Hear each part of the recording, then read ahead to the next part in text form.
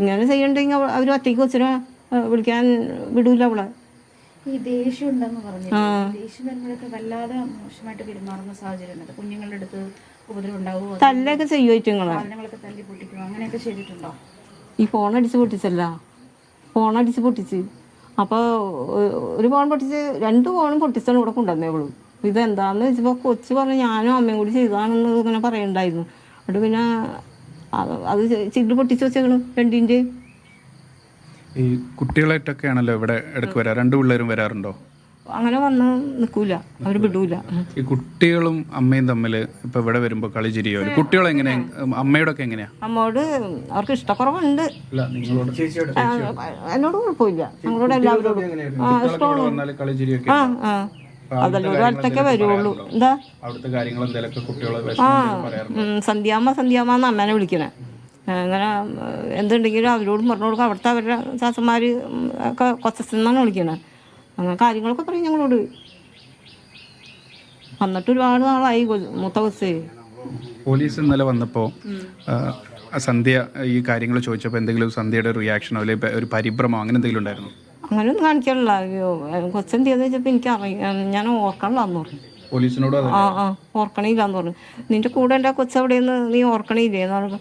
എനിക്ക് പറയാൻ പറ്റണില്ല, ഓർക്കണില്ല അങ്ങനെ പറഞ്ഞു. അപ്പോൾ ഇവിടെ ഈ മുഖഭാവം കൊണ്ട് മനസ്സിലായി. അല്ലി അല്ലി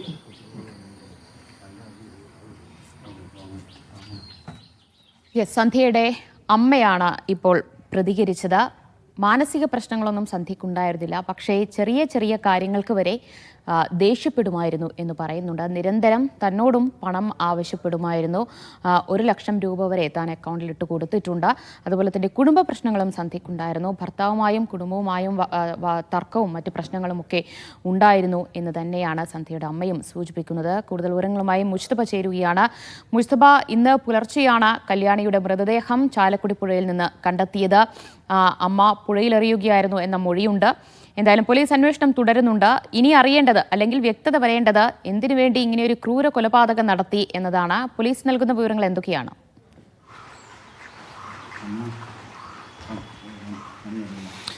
ദിവ്യ, ഏറ്റവും പ്രധാനപ്പെട്ട ഒരു കാര്യം, ഈ വിഷയവുമായി ബന്ധപ്പെട്ട് പോലീസ് സന്ധ്യക്കെതിരെ കൊലക്കുറ്റം ചുമത്തിയിരിക്കുന്നു എന്നുള്ളതാണ്. അതായത് മനഃപൂർവ്വം ഒരു കുഞ്ഞിനെ കൊലപ്പെടുത്താൻ ഉദ്ദേശിച്ച് തന്നെ കൊലപ്പെടുത്തിയെന്നുള്ള വകുപ്പുകൾ പ്രകാരം ഉൾപ്പെടെ ഇപ്പോൾ കേസെടുത്തിട്ടുണ്ട്. എന്തായാലും FIR അപ്ലോഡ് ചെയ്തിരിക്കുന്നു. ഇനി അവരുടെ അറസ്റ്റ് രേഖപ്പെടുത്തി മറ്റു നടപടിയിലേക്ക് പോകാനാണ് പോലീസ് ഉദ്ദേശിക്കുന്നത്. പോലീസിൽ നിന്ന് ലഭിക്കുന്ന വിവരപ്രകാരം ഇവർ ആസൂത്രിതമായി തന്നെ ഇത് ചെയ്തതാണ് എന്നതുൾപ്പെടെയുള്ള കാര്യങ്ങളുണ്ട്. കാര്യം തിരുവാങ്കുളത്തുള്ള വീട്ടിൽ അവിടുത്തെ അംഗനവാടിയിൽ പോയി ആ കുഞ്ഞിനെ കൂട്ടിക്കൊണ്ടുവന്ന് പല സ്ഥലങ്ങളിൽ പോയി പരസ്പര വിരുദ്ധമായ ചില മൊഴികൾ നൽകി ആ രൂപത്തിൽ ഇതിനെ വഴിതിരിച്ചുവിടാനുള്ള ചില ശ്രമങ്ങളുണ്ടായിരുന്നു. പക്ഷേ ചില CCTV ദൃശ്യങ്ങളും അതോടൊപ്പം തന്നെ പല സ്ഥലങ്ങളിൽ പോയതുമായി ബന്ധപ്പെട്ടുള്ള വിവരങ്ങളൊക്കെ പോലീസ് പങ്കുവച്ചപ്പോഴാണ് ഇവർ ഈ കുറ്റകൃത്യം സമ്മതിക്കുന്നത്. മാത്രമല്ല പുഴയ്ക്ക് സമീപത്തുള്ള പാലത്തിന് സമീപത്ത് അവരെത്തുകയും അവിടെ കുഞ്ഞിനെ ഉപേക്ഷിച്ചു എന്നതുൾപ്പെടെയുള്ള മൊഴി നൽകുകയും ചെയ്തിരുന്നു. അതിനിടയ്ക്കാണ് ഇവരെ നമ്മളിപ്പോൾ സംസാരിച്ച ഇവരുടെ വീട്ടിലുള്ള ഈ സന്ധ്യയുടെ അമ്മ താമസിക്കുന്ന വീട്ടിൽ അവിടെ ഇടയ്ക്ക് കുഞ്ഞുങ്ങളുമായി വരാറുണ്ട്, പലപ്പോഴും പണം ആവശ്യപ്പെടാറുണ്ട്. അങ്ങനെ ഇന്നലെ വൈകുന്നേരം ഇവിടെ കൊണ്ടുവന്നു വിട്ട ഓട്ടോ ഡ്രൈവറാണ് കൃത്യമായി തന്നെ അവർ വരുന്ന സമയത്ത് അവരുടെ കൂടെ കുഞ്ഞില്ല എന്നുൾപ്പെടെയുള്ള കാര്യങ്ങൾ പോലീസിനോട് പറയുന്നത്, ഒപ്പം തന്നെ അന്വേഷണ ഉദ്യോഗസ്ഥരോട് പങ്കുവെക്കുന്നത്. അപ്പോൾ പോലീസ് പിന്നീട് ചെയ്തത് അതിന് തൊട്ട് മുമ്പുള്ള ഒരു ടൈം ലൈൻ എടുത്ത് അവർ എവിടേക്ക് പോയി, ആ പാലത്തിന് സമീപം എത്ര സമയം ചെലവഴിച്ചു, ഏതൊക്കെ കാര്യങ്ങൾ അവർ പ്ലാൻ ചെയ്തെന്നുൾപ്പെടെയുള്ള കാര്യങ്ങൾ കൃത്യമായി തന്നെ ചോദിച്ച് അങ്ങനെയാണ് അവസാനം ആ പാലത്തിന് സമീപത്ത് പുഴയിലേക്ക് കുഞ്ഞിനെ എറിഞ്ഞു എന്നതുൾപ്പെടെയുള്ള കാര്യങ്ങൾ പോലീസ് തന്നെ ഒരു സ്ഥിരീകരണത്തിലേക്ക് എത്തുന്നത്. എന്തായാലും ആ രൂപത്തിലാണ് അവിടെ കേന്ദ്രീകരിച്ചുള്ള പോലീസിൻ്റെ ഒരു തിരച്ചിൽ നടത്തുന്നത്. രാത്രി 10 മണിയോടുകൂടി DYSP ഈ പുഴയുടെ സമീപത്തേക്ക് എത്തുന്നു. അവിടെ ഒരു പരിശോധന നടത്തിയതിനു ശേഷം സ്കൂബ ടീമിനോടുകൂടി തിരച്ചിൽ പങ്കാളികളാകാൻ ആവശ്യപ്പെടുകയും അങ്ങനെ സ്കൂബ ടീം മുങ്ങിയെടുക്കുകയും രാത്രി ഏറെ വൈകുകയും ചെയ്തു ആ തിരച്ചിൽ പൂർത്തിയാക്കാൻ. അങ്ങനെ ഒരു പുലർച്ചെ 2-2:30 മണിയോടുകൂടിയാണ് ആ മൃതദേഹം പുറത്തെടുക്കുന്നത്. അപ്പോഴും ഇങ്ങനെ ഒരു വ്യാപകമായ ഒരു തിരച്ചിൽ നടത്തുമ്പോഴും ഒക്കെ എവിടെയെങ്കിലും ഈ കല്യാണിയെ കണ്ടെത്താൻ കഴിയും എന്നുള്ളൊരു പ്രതീക്ഷ എല്ലാവർക്കും ഉണ്ടായിരുന്നു. മാധ്യമങ്ങൾ ഉൾപ്പെടെ ഈ വാർത്ത നിരന്തരം നൽകിയിരുന്നു. എവിടെയെങ്കിലും കല്യാണിയെ ജീവനോടെ തിരികെ കിട്ടാനുള്ള ഒരു പ്രയത്നത്തിലായിരുന്നു. പോലീസും ഫയർഫോഴ്സും സ്കൂബ ടീമും നാട്ടുകാരും ഒക്കെ ആ പുഴ കേന്ദ്രീകരിച്ച് വളരെ പെട്ടെന്ന് തന്നെ അന്വേഷണത്തിലേക്ക് കടക്കുകയും അവിടെ തിരച്ചിൽ സജീവമാക്കുകയും ചെയ്തു.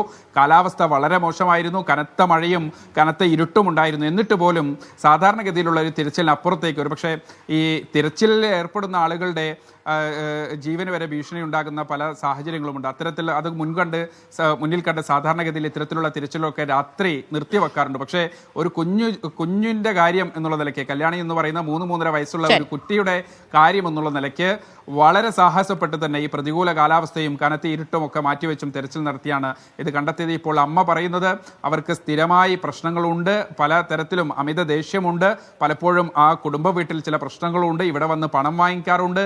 ഈ ദേഷ്യവുമായി ബന്ധപ്പെട്ട് അമിത ദേഷ്യവുമായി ബന്ധപ്പെട്ട് ഡോക്ടേഴ്സിനോടൊക്കെ സംസാരിച്ചിട്ടുണ്ട്. അതല്ലാതെ വേറെ ഏതെങ്കിലും തരത്തിൽ മാനസിക പ്രശ്നങ്ങൾ ഉള്ളതായി അറിയില്ല. ഭർത്താവ് ചിലപ്പോൾ മദ്യപിക്കാറുണ്ട്, മാത്രമല്ല കുഞ്ഞുങ്ങളുമായി വഴക്കിടാറുണ്ട്, പണം വാങ്ങിച്ചു പോകാറുണ്ട്, ഫോൺ വാങ്ങിയിട്ടുണ്ട് ഉൾപ്പെടെയുള്ള വിശദമായ അമ്മയുടെ സംഭാഷണമാണ് നമ്മൾ അല്പസമയം മുമ്പ് കേട്ടത്. എന്തായാലും പോലീസ് അല്പസമയത്തിനകം തന്നെ ഇവരുടെ മറ്റു നിയമ നടപടികളിലേക്ക് പോകും. ഒപ്പം തന്നെ നിലവിൽ മൃതദേഹമുള്ള അങ്കമാലി താലൂക്ക് ആശുപത്രിയിൽ അവിടെ ഈ ഇൻക്വസ്റ്റ് നടപടികൾ അല്പസമയത്തിനകം തന്നെ ആരംഭിക്കും. അതിനുശേഷം ഓട്ടോപ്സി നടപടികളിലേക്ക് പോകും. പിന്നീടായിരിക്കും മൃതദേഹം ബന്ധുക്കൾക്ക് വിട്ടു നൽകുക. ആ തരത്തിൽ സമാന്തരമായി തന്നെ അന്വേഷണവും ഒപ്പം തന്നെ കുഞ്ഞിന്റെ സംസ്കാര ചടങ്ങുകളിലേക്കുള്ള മറ്റു നടപടിക്രമങ്ങൾ പൂർത്തിയാക്കാനുമുണ്ട്. ദിവ്യ.